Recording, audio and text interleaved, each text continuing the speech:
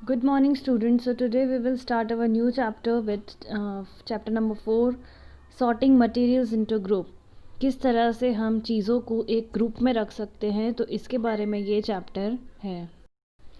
सो objects around अस, हमारे आसपास की जो भी ऑब्जेक्ट्स होते हैं, लाइक हमारे आसपास क्या क्या हम लोग देखते हैं, तो हम फूड्स देखते हैं, क्लोथ्स देखते हैं, और उनमें बहुत सारी वैरायटीज़ होती है. फूड की अलग अलग वैरायटी होगी, क्लोथ्स की अलग अलग वैरायटीज़ होती है.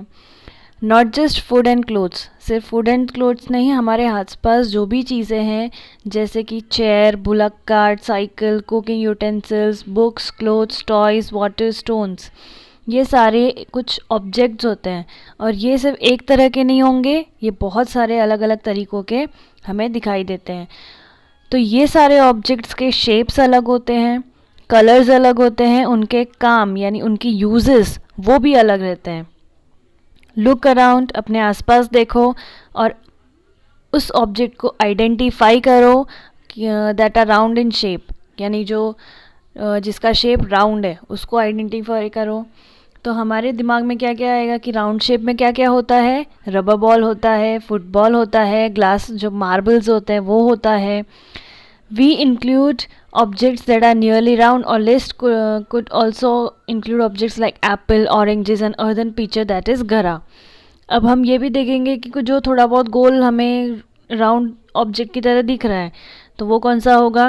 एप्पल होगा, ऑरेंज होगा या घड़ा. ये कम्प्लीटली राउंड नहीं होते लेकिन राउंड जैसे होते हैं. सो हमारे आसपास ऐसे भी ऑब्जेक्ट्स हैं जो एडिबल्स हैं, यानी जिसे हम खा सकते हैं. देन हम लोग आगे भी कुछ ऐसे ऑब्जेक्ट्स देखेंगे, और पिछले वाले चैप्टर 1 में हमने बहुत सारे ऐसे ऑब्जेक्ट्स देखे थे जो खाने वाले थे, जिसे हम खा सकते हैं. तो we might also find that some of those round shaped object will be listed out and also in this group. तो अगर कोई राउंड ऑब्जेक्ट है तो वो लिस्ट में आएगा. Let us say we wish to make a group of object. हम कुछ ऑब्जेक्ट्स का ग्रुप बनाएंगे जो किसका बना हुआ होगा. प्लास्टिक्स का. बकेट्स. अब प्लास्टिक में क्या क्या आएगी, तो बकेट्स आएंगे, lunch boxes, toys, water container, pipes, और ऐसे बहुत सारे ऑब्जेक्ट आएंगे जो प्लास्टिक में इंक्लूड होते हैं. May find a place in this group. There are also many ways to group objects. अब इनको हम अलग अलग तरीके से ग्रुप कर सकते हैं. किसी को शेप के अकॉर्डिंग, किसी को कलर्स के अकॉर्डिंग ग्रुप कर सकते हैं, किसी को फैब्रिक के अकॉर्डिंग ग्रुप कर सकते हैं. तो all objects around us are made up of only one or more materials. हमारे आसपास ऐसे भी कोई चीज़ है जो एक ऑब्जेक्ट से ज़्यादा, एक मटेरियल से कोई ज़्यादा मटेरियल का बना होगा. लाइक अगर हमारे आसपास फ़ैन है तो वो फ़ैन प्लास्टिक का भी बना हुआ होता है, साथ ही मेटल का भी बना हुआ होता है. तो इस तरह से जो मटेरियल्स उनके अलग अलग होंगे. तो दीज मटेरियल्स में भी कौन से हो सकते हैं. Glass, metal, plastic, would, cotton, paper, mud और सॉइल. ये सब क्या है. मटेरियल्स. अगर हमें मटेरियल्स के अकॉर्डिंग ग्रुप करना है तो वो भी हम लोग कर सकते हैं. एक्टिविटी 1. चलो हम लोग कुछ ऑब्जेक्ट्स कलेक्ट करते हैं जो हमारे आसपास हैं. Each of us could get some everyday objects from home. घर में हमें जो दिखाई देते हैं ऑब्जेक्ट्स, ऐसे हम थोड़े इकट्ठे करेंगे. और कुछ हम लोग जो स्कूल में देखते होंगे तो वो हमें याद है कि हमें स्कूल में कौन से टाइप के ऑब्जेक्ट्स दिखाई देते हैं. तो वो सब हम एक बार अगर घर के ऑब्जेक्ट्स से तो कलेक्ट करने की कोशिश करेंगे. Like chalk, pencil, notebook, rubber, duster, hammer, nail, soap, spoke of wheel, यानी जो व्हील होता है छोटा सा वो, bat, match box, salt, potato. ये सारे ऑब्जेक्ट्स हमने कलेक्ट कर लिए. Then we can also list object that we think of but can not bring to the classroom. फिर हम जो चीज़ हमारे पास अभी नहीं है प्रेजेंट, उसके बारे में हम सोचेंगे, जो हम ला नहीं सकते लेकिन उसके बारे में हम सोच सकते हैं. फॉर एग्जाम्पल, जैसे कि wall, trees, door, tractor, road. ये सारी चीज़ें ऐसी है जो हम सोच तो सकते हैं लेकिन उसको अपने साथ ला नहीं सकते.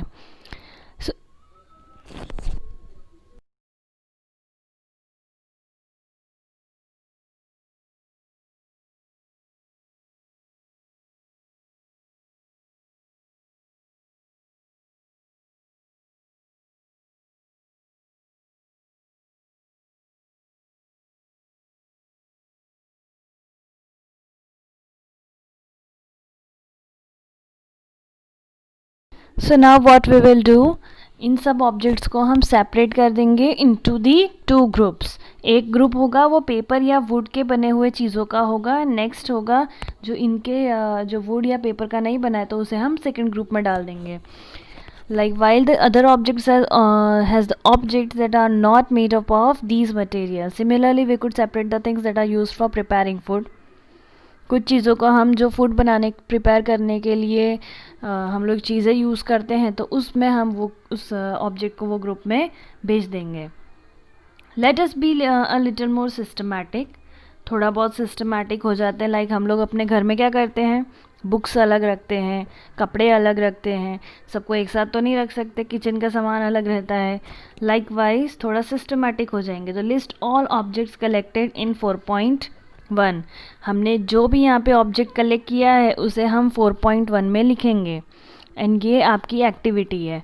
आपको क्या करना है कि आपके घर में जो भी चीज़ दिख रही है तो वो उसको लिखना है ऑब्जेक्ट को, और वो किस मटेरियल से बना हुआ है उसके बारे में हमें लिखना है। It would be fun to make this a large table, इसे हम और ज़्यादा बना सकते हैं। लार्ज टेबल को हम और बड़ा कर सकते हैं, लेकिन हम नहीं करेंगे बिकॉज यहाँ पर हमें नोटबुक में नहीं लिखना है, only in the text book.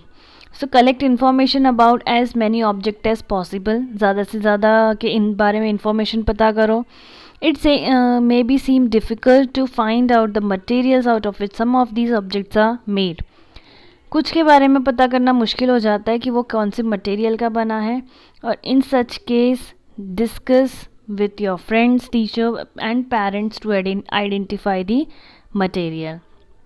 Like 4.1 में देखो जो फर्स्ट एग्जाम्पल है, प्लेट। प्लेट किसकी बनी हुई होती है, स्टील की भी हो सकती है, ग्लास की हो सकती है, ग्लास यानी कांच की हो सकती है, प्लास्टिक की हो सकती है, एल्यूमिनियम की हो सकती है, देन एनी अदर मटेरियल, यानी बहुत सारे मटेरियल की प्लेट बन सकती है। लाइक थाली। पेन, पेन किस चीज़ का बनता है, प्लास्टिक का बनता है, मेटल का बनता है। इसी तरह से हमें और भी ऑब्जेक्ट्स लेने हैं और कौन से मटेरियल्स के वो बनता है तो वो हमें लिखना है। सो अब आपको पता चल गया होगा कि टेबल 4.1 में हमें किस तरह से लिखना है। प्लेट है, पेन है, ये और 2 एग्जाम्पल आपको अपनी तरफ से लिखना है। नाउ एक्टिविटी 2, और ज़्यादा मटेरियल्स हम इंक्लूड करेंगे इसमें, देन उसके बाद हम ये एक्टिविटी परफॉर्म करेंगे। सो लाइक अब हमें और भी ज़्यादा मटेरियल्स के बारे में सोचना होगा, क्योंकि हमें इसमें किस तरह से लिखना है। पहले हमने मटेरियल्स के बारे में लिखा, लेकिन अब हमारे पास मटेरियल है, लेकिन हमें वो मटेरियल से कौन से ऑब्जेक्ट्स बनते हैं उसके बारे में इसमें लिखना है। लाइक वुड है तो वुड से क्या बनता है, chair, table, plug, bullet cart and it's उसके व्हील्स। ये सब किससे बनते हैं, वुड के। पेपर से क्या बनता है, books, notebooks, newspaper, toys, calendar, ये सब बुक्स पेपर से बनाया जाता है।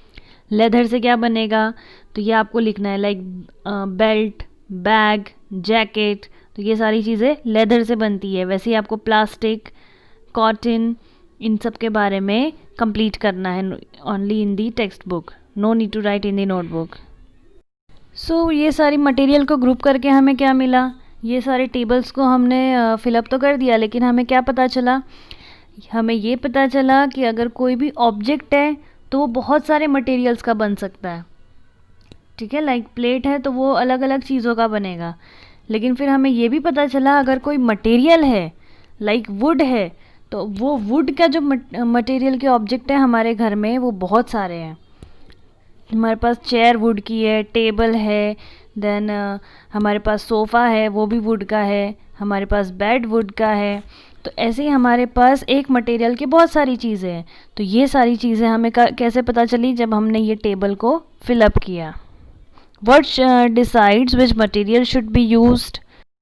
सो अब हमें ये कैसे पता चलेगा कि अगर हमें कोई भी चीज़ बनानी है तो उसके लिए हमें कौन से मटेरियल का यूज़ करना है। तो उसके लिए अब हमें मटेरियल्स के बारे में और ज़्यादा जानना पड़ेगा। तो प्रॉपर्टीज़ ऑफ मटेरियल, मटेरियल की प्रॉपर्टीज़, कि मटेरियल से उसकी प्रॉपर्टीज़ क्या होती है। लाइक इट इज़ सल्यूबल और इनसल्यूबल, जल्दी सूख जाता है या फिर वॉशेबल और नॉट। तो ये सारी चीज़ें ये प्रॉपर्टीज़ बताती है मटेरियल्स की। तो जिस अकॉर्डिंग उसकी प्रॉपर्टी होगी वैसे हम वो मटेरियल को यूज़ करेंगे। Have you ever wondered why a tumbler is not made up of piece of cloth? कभी सोचा है आपने कि जो टम्बलर होता है वो क्लोथ का क्यों नहीं बना हुआ होता है? Recall our experiments with piece of cloth in chapter 3 and also keep in mind that we generally use a tumbler to keep a liquid. हम जो बर्तन होता है टम्बलर उसे किस लिए यूज़ करते हैं? पानी रखने के लिए। अगर हम उसे क्लोथ से बनाएंगे तो क्या होगा? सारा पानी नीचे गिर जाएगा and therefore would it not be silly. तो ये क्या होगा? ये बेवकूफ़ी वाली बात होगी कि टम्बलर कभी भी क्लोथ का नहीं बनेगा क्योंकि उसमें पानी भरना होता है हमें, तो हम उसे क्लोथ का नहीं बनाएंगे। If we were to make a tumbler out of cloth, अगर हम टम्बलर को क्लोथ का बनाएंगे तो what we need for the tumbler is glass, plastic, metal और other such material that will hold water. हम टम्बलर ऐसी चीज़ों का बनाते हैं जैसे कि ग्लास, प्लास्टिक, मेटल। क्यों इस चीज़ों का बनाते हैं? क्योंकि ये पानी को पकड़ के रखते हैं, होल्ड करके रखते हैं। Similarly, it would not be wise to use paper-like materials for cooking vessel. Similarly, अगर हम देखें तो अगर हम कुकिंग वेसल यानी खाना बनाने का जो सामान हम लोग बर्तन यूज़ करते हैं, अगर हम उसे पेपर का बनाने लगेंगे तो क्या होगा? खाना नहीं बन पाएगा और ये भी क्या होगी? एक बेवकूफ़ी वाली बात हो जाएगी। इसीलिए किसी भी चीज़ को बनाने के लिए उसकी प्रॉपर्टीज़ की ज़रूरत पड़ती है, उसकी प्रॉपर्टी इम्पॉर्टेंट होती है कि वो क्या कर सकता है अगर हमने उसमें कोई भी चीज़ रखा तो। फिर हमने देखा कि अगर हमें कोई भी मटेरियल का ऑब्जेक्ट बनाना है तो वो किस पे डिपेंड होगा? उसकी प्रॉपर्टी पे। और हमको वो चीज़ किस लिए यूज़ करनी है, वो ऑब्जेक्ट हमें किस पर्पज़ के लिए यूज़ होगा, तो वो हमें पता चलेगा जब हम उसकी प्रॉपर्टी को पता कर पाएंगे। So what are all the properties of material that would be important for their usage? और किस मटेरियल की क्या प्रॉपर्टी है, वो किस लिए यूज़ होगा हमें, वो सब हमें जानने के लिए और आगे उसके ये चैप्टर में पढ़ना पड़ेगा। तो हमें पता चल जाएगा कि क्यों कोई भी मटेरियल ऑब्जेक्ट हमें प्रिपेयर करना है तो उसके लिए किसकी ज़रूरत पड़ती है? उसके सही प्रॉपर्टीज़ की।